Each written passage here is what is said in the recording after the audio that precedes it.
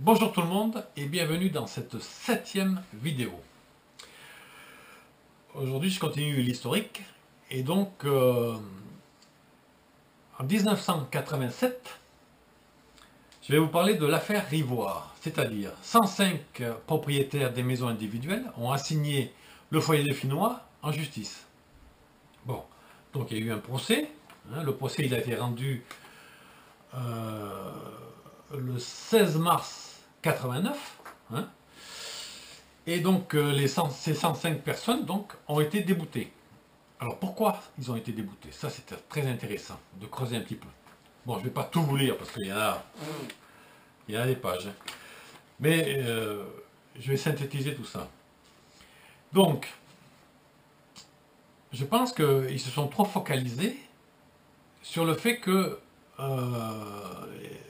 ils disaient qu'ils étaient en propriété et pas en copropriété.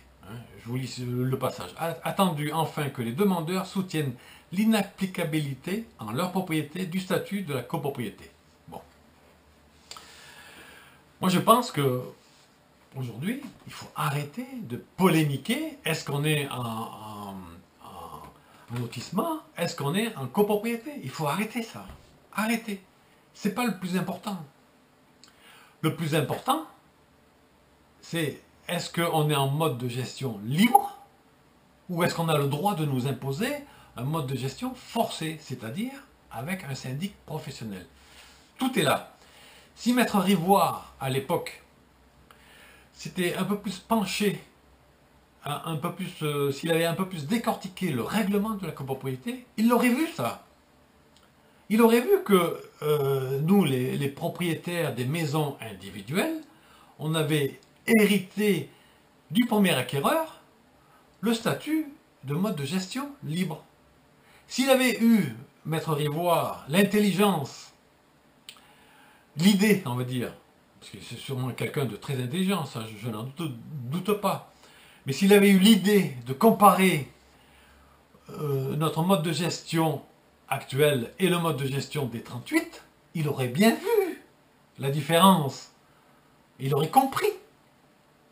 Ça l'aurait orienté sur le fait qu'on nous ait imposé un mode de gestion forcé.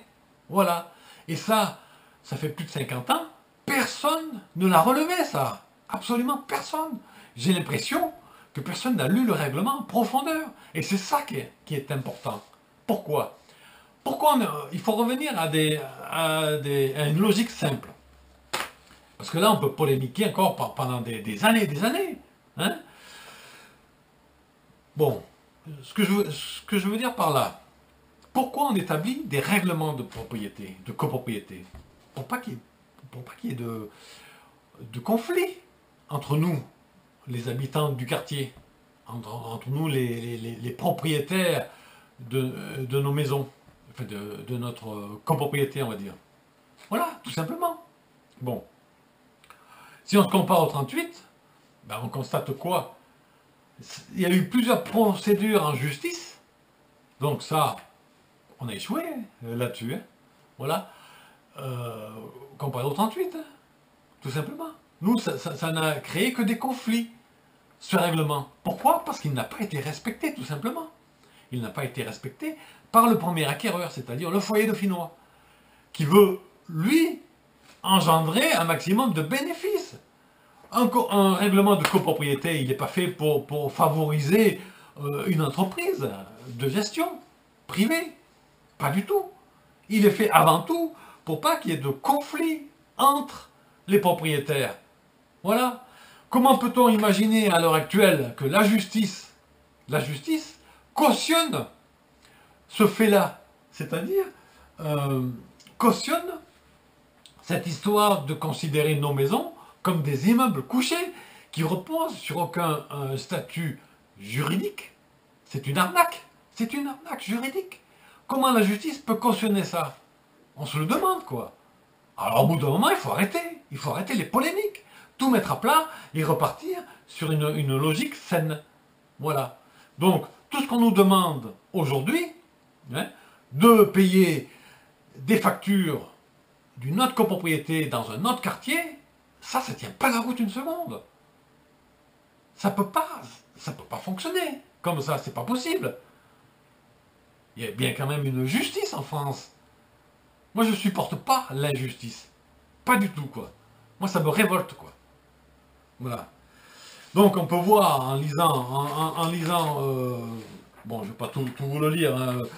Voilà. Si vous voulez ce document-là, je vais le scanner en format PDF et je le mettrai sur un site, hein, sur un cloud.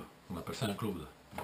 Et je vous enverrai le lien pour télécharger tous les documents que vous aurez besoin pour vous défendre.